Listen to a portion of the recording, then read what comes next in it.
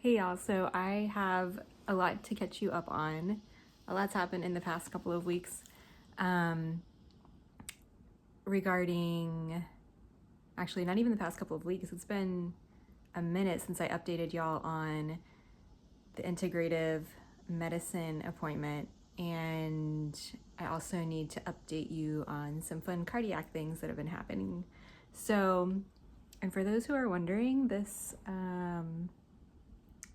painting over here used to be on the wall, but Henry likes to make it into a swinging painting, so we have moved it to the floor for now.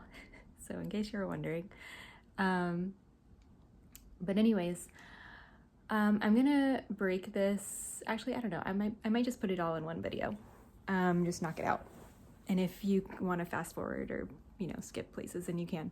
But about the integrative medicine appointment, if you saw my previous videos, you saw that I tried some vitamin B supplements and other supplements because I was seeing certain nutrients, like I wasn't meeting the recommended daily amounts of certain nutrients, and I was using the Chronometer app to track my nutrient intake. And so I discovered that I am not only sensitive to vitamin B12, but I'm also sensitive to the other B vitamins, it seems. And once I asked my support group about it, it seemed that others have had the same kind of experience, which I didn't know. And to be clear, that's the Periodic Paralysis support group that I'm in. So that was a learning experience. But because of that, I was kind of baffled with, okay, how do I make sure that I'm getting enough B vitamins and other nutrients in my diet? Should I be supplementing, that kind of thing? Could also supplementing or switching up my diet in some way also positively impact my periodic paralysis and migraines? And so I had all these kind of questions going into that appointment, and just wanted to have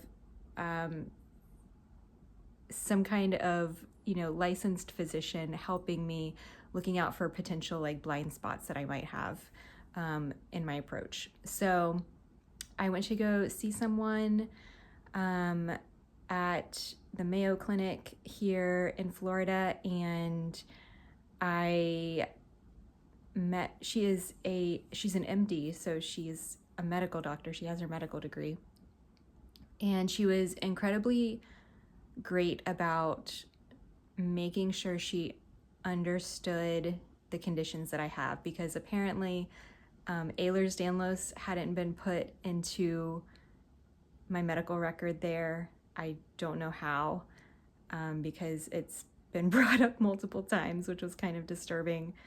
And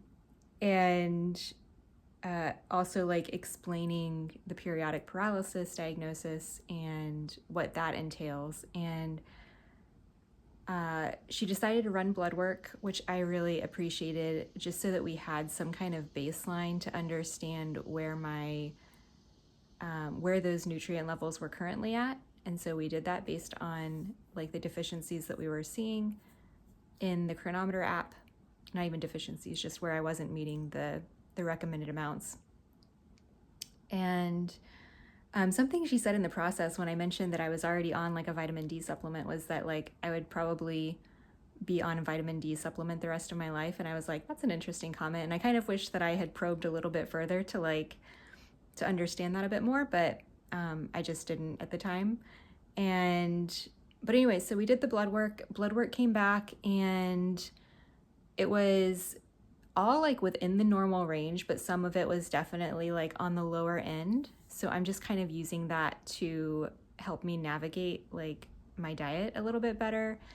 I was previously vegan and vegetarian many years ago, and I was not raised vegetarian, but I think after being vegetarian, I just got kind of turned off by the texture and smell of meats. And I just tend to eat more vegetables. So I definitely eat meat, and I eat fish, like red meat, poultry, eggs. Like I eat all of that. I can't digest dairy quite well yet. I'm working on that. I have a lot of yogurt, like Greek yogurt that I eat. And so anyways, I kind of just wanted to get an idea of like, okay, I'm already not like having an overly restrictive diet in the way of like vegetarianism or veganism, or like I was previously gluten-free too. And I didn't want to like take on any kind of extreme diet.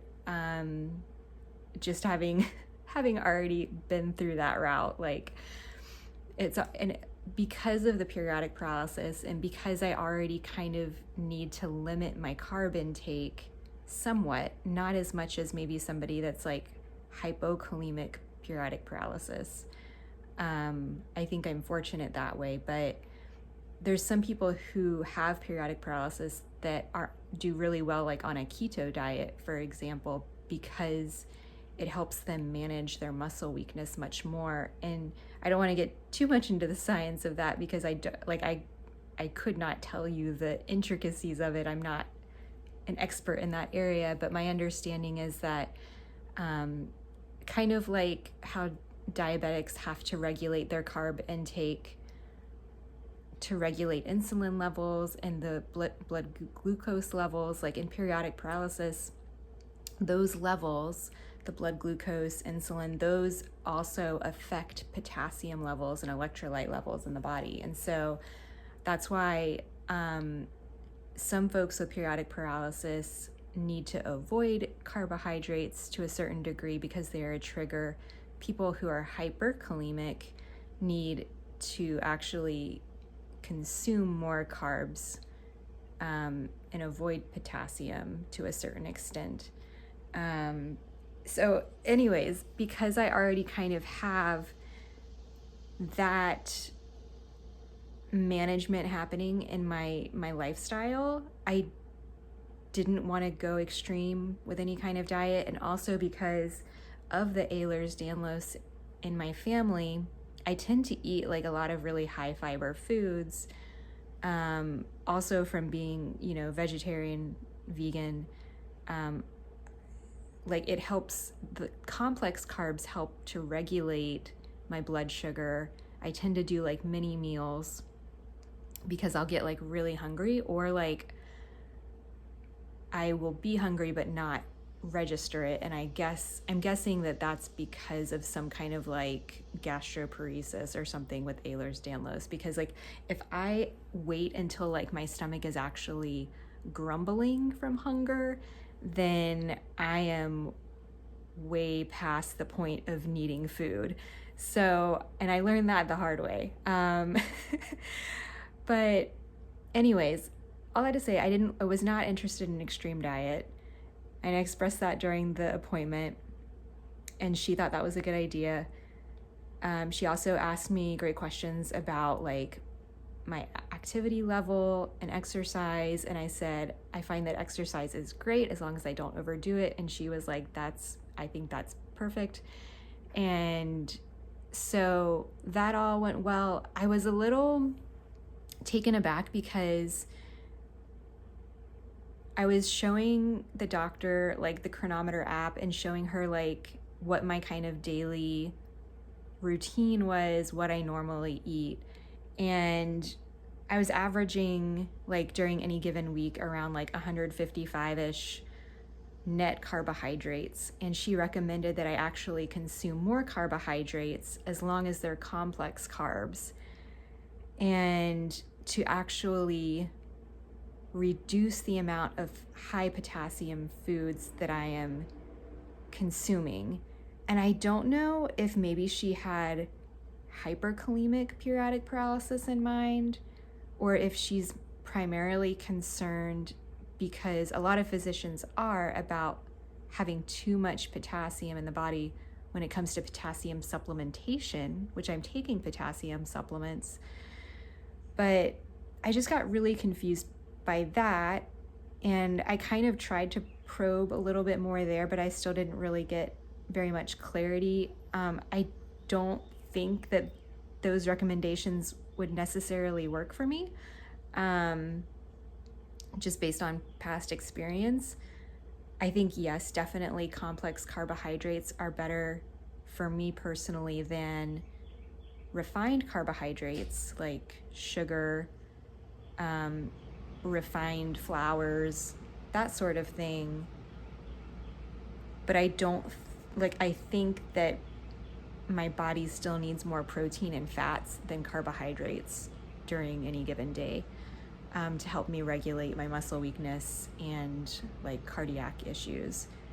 Excuse me. So I don't know. It's something I'm kind of tinkering with cautiously, but I haven't really, it's kind of hard to tell right now because it's summertime and my symptoms kind of flare up more so during the summer because heat is a really big trigger, and I live in Florida. It's very humid, and there's also weather fluctuations that also feed into that. So I don't know. It was kind of, I was really grateful that we were doing actual blood work to get like the numbers to see how that compared to what I was seeing in the Chronometer app, and I found that that was helpful. I think that the doctor, because I was having a little, like very mild muscle weakness when I went into the appointment that day, and I think that she was maybe more concerned about managing the episodes of muscle weakness.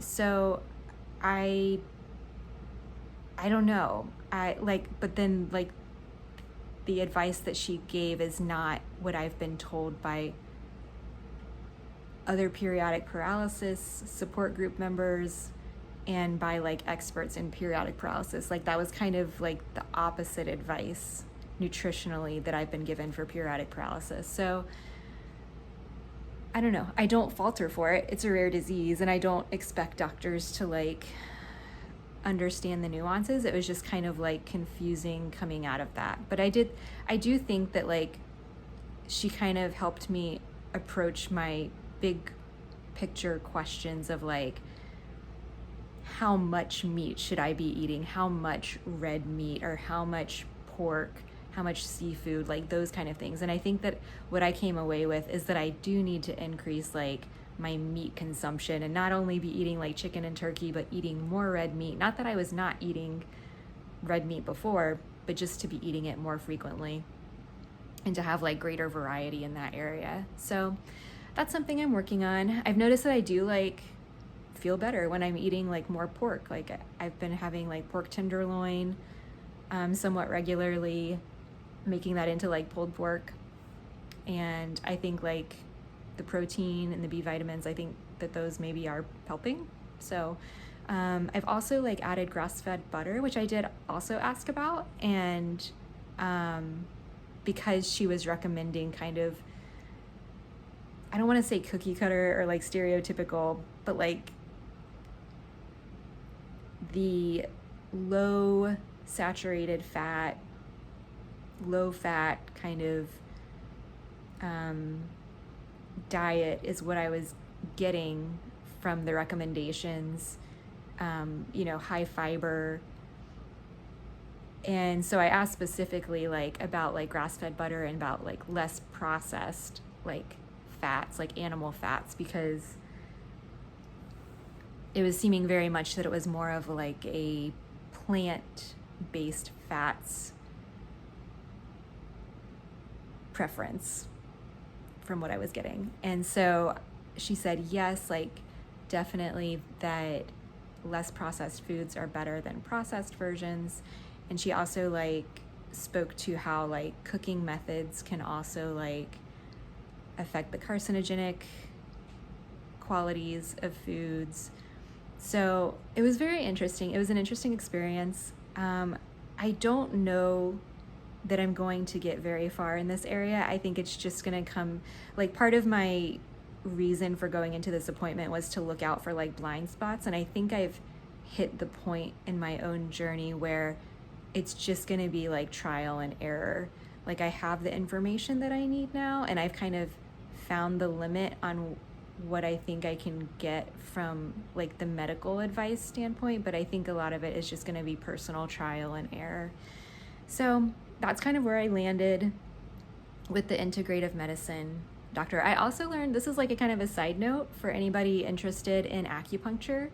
I guess they're kind of like seeing how people feel about acupuncture patients at this hospital, and I was like, I've thought about it before, but it's just because it's something that's been recommended for like migraine patients, and even for EDS, and it's something I've had a little bit of interest in, but for now, like I just have higher like priority items when it comes to my health, like heart issues, and I can't justify paying very much for like an acupuncture treatment. And so something that the doctor also brought up was like group acupuncture, which exists, like community groups that do acupuncture. I had never heard of this, but she said that those can be much cheaper. So if that's something you're interested in, it might be worth looking into. But yeah, so I learned a lot from that appointment. I didn't necessarily get like definite answers about really, I mean, maybe a little bit of definite answers, but yeah, like I said, I think it's just going to be a lot of trial and error for me from here, at least nutritionally speaking. And also like working with my support group, like asking people what's worked and what hasn't worked for them. So it was good. It was just, I don't know. It is what it is. And okay, so to catch you guys up on the past couple of weeks, so prior to being laid off, I was laid off in February. I do have a job now. I do have health insurance, thank goodness. And I had been in the process of getting scheduled for a cardiac loop recorder. And for those who are not familiar with loop recorders, it's kind of like, it's just a cardiac monitoring device that they implant. It goes like just under the skin, like it's not in your muscle, but it goes just under the skin, and it works kind of like how like an Apple Watch or any other kind of single lead EKG, at least I think it's comparable to a single lead EKG, reads your heart rhythm over time. And I've been through a couple of like heart monitoring, like the short term where you get the little sticky thing, the sticky heart monitor, and it goes on your chest. And I've done that for like, I think the first one that I did was like 7 days. And I think the other one that I did was like for a month. And like, we've never, like, it's always come back as like, yes, you definitely have like sinus tachycardia. I was diagnosed with POTS in the past, so that didn't seem like too out there to me.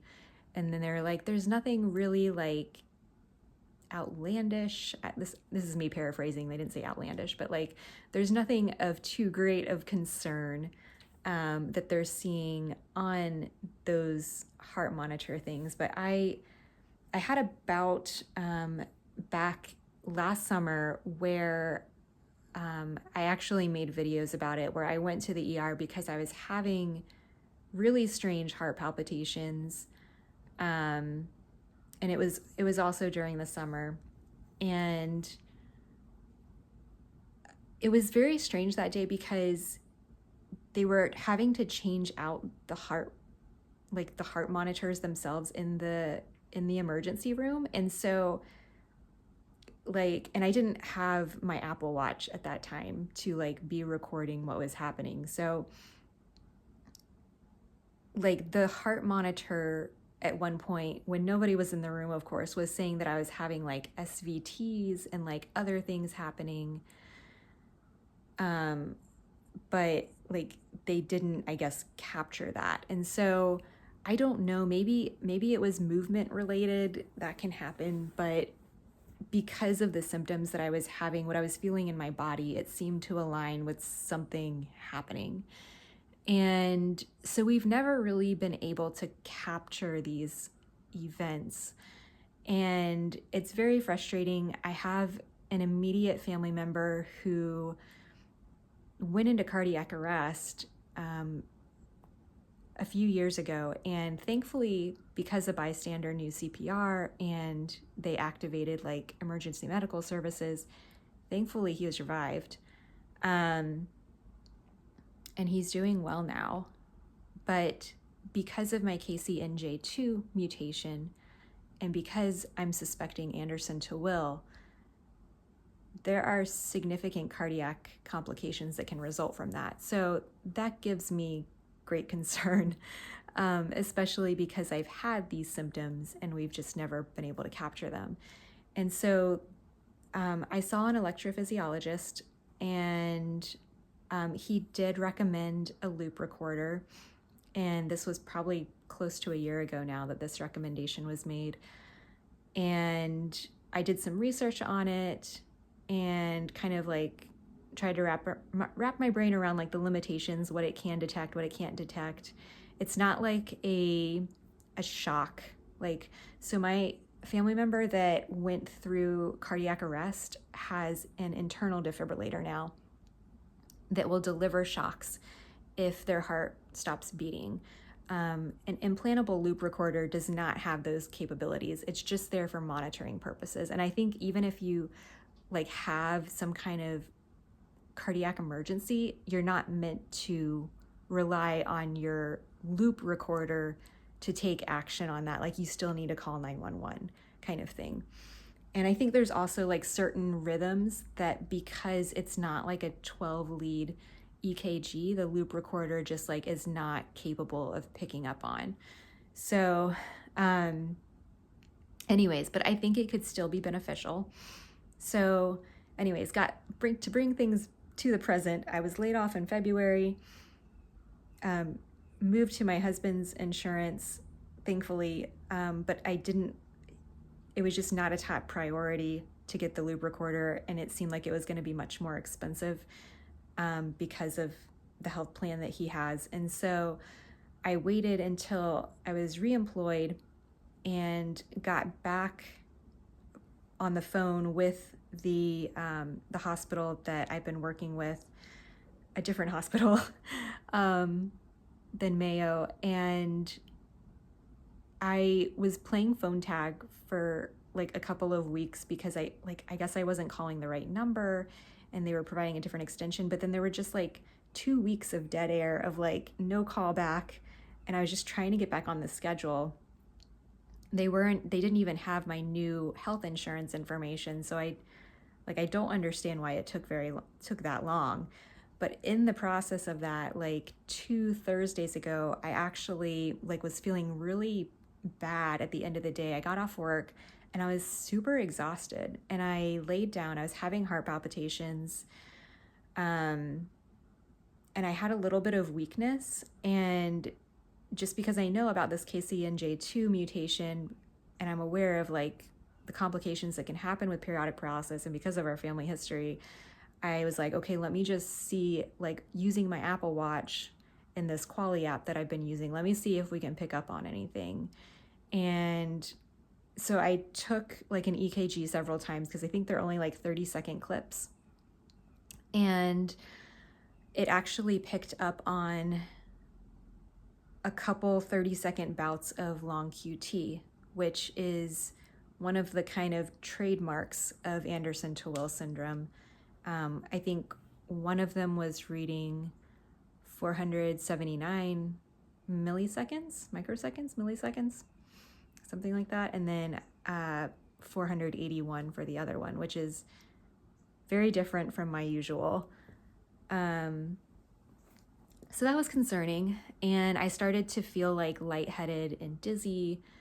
And I knew that that was also not a good indication cardiac wise. And so I didn't feel that I needed to call like an ambulance because it just kind of went away on its own. But I did call my provider the next day, and I sent them like screenshots of what I was seeing in my app and like why it had noted that there was like an abnormal QTC interval.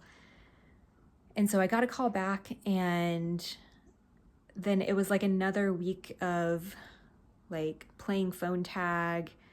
And finally was able, like, the person that I've been trying to reach called back, and I was able to get on the schedule. So I am on the schedule for July 10th to get this loop recorder. So I'm very excited. I'm a little nervous because it's not like it's a very outpatient procedure. But I have had experiences in the past where local anesthetic, so there's local anesthetic involved. Like, my understanding is that, like, they numb up the area and they insert the loop recorder once you're numbed up. And I've had experiences in the past where local anesthetic didn't work. For me, it was like when I had actually like retinal issues and I needed to have like laser treatment done to kind of like patch a retinal hole. And they used proparacaine to like numb up my eye, and it was so painful. And the doctor was he brought the power down to like the lowest level, and I was still like in tears. And we were both just like baffled about like what was happening, I think. And it was just kind of it was a little traumatizing. And so I don't know, I don't recommend having issues with like lidocaine and stuff in the past when I was a kid. And so part of me is like, well, did something change? Is it as I'm getting older, am I like less sensitive to these kind of things? Or maybe it was that specific medication, I don't know. But I am like having a conversation with my provider to make sure that we can make sure that the anesthetic is working. And I'm just kind of like nervous in general about, you're having an incision, basically like a hole put into your body, and, just kind of normal concerns about that sort of thing. But I'm very grateful to like be moving forward with this. I know it's kind of going to make things maybe a little bit more complicated in terms of like, I'm going to have to like track things, another thing to track, which is like a little daunting. I might have to like stop, I don't know. I might need to like figure out how to stop tracking some things and like only focus on tracking other things. But anyways, I'm grateful to be moving forward with that. It's been a kind of challenging week weather-wise here. I think it's because of the weather, who knows. We actually had a tornado here, like in our area. Like the whole alert came up of like, get into a basement now kind of thing. Like there's a tornado in your area. And I think it was like 5 miles away from us. And we're like, thankfully we're all good. But like in the morning, yesterday morning, I had a pretty significant episode of muscle weakness. And usually I tend to get more weak in my legs, but for whatever reason, yesterday it was my arms, and I was having a hard time even like getting my fast acting potassium down, because it's like a powder that you mix into like water or another drink. And I couldn't lift the drink up, and if I tried to lift it up, it was like causing my muscles to just ache. And so it was very frustrating. It took about 45 minutes to be able to get the potassium down, which was frustrating, not only like in and of itself, but also like that was during my work day. And so I was trying to I reached out to, like, once I was able to move more, I reached out to my team and I was like, I'm going to be like off camera for this first meeting of the day because I'm having weakness. And like another positive thing that has come out of this at my new job is that like my coworkers have been so supportive. After I had that long QT bout, it just really emphasized to me that I needed to communicate like what I wanted to happen, what would need to happen if I did for whatever reason become unconscious, and like just letting people know like, don't wait for me to like wake up if I pass out, call 911, because it probably means I'm having some kind of cardiac issue and my heart might have stopped. And it was hard to bring that up because there's kind of always, I think in my mind, the concern that like I'm not going to be believed, or like are people going to think I'm like not capable of doing my job, or like do I need to start filing for disability? You know, like when I have really bad episodes like yesterday, like it causes me to question like, do I need to get on disability? But obviously you can see right now, like I took my potassium, I start to feel better. So I don't know, it's a tricky thing. But anyways, I'm good now. It's been a little bit migraine-y today. There's been a lot of thunderstorms. So my body's just kind of been like not in top feeling mode, but this is kind of what happens during the summer. It just gets really hot and there's a lot of storms and tornadoes and hurricanes and fun things that make life interesting. So that's where I'm at. I'm glad that I got to catch you guys up. If you have any questions or thoughts or experiences that you'd like to share, please do in the comments below. And I will chat with you all soon.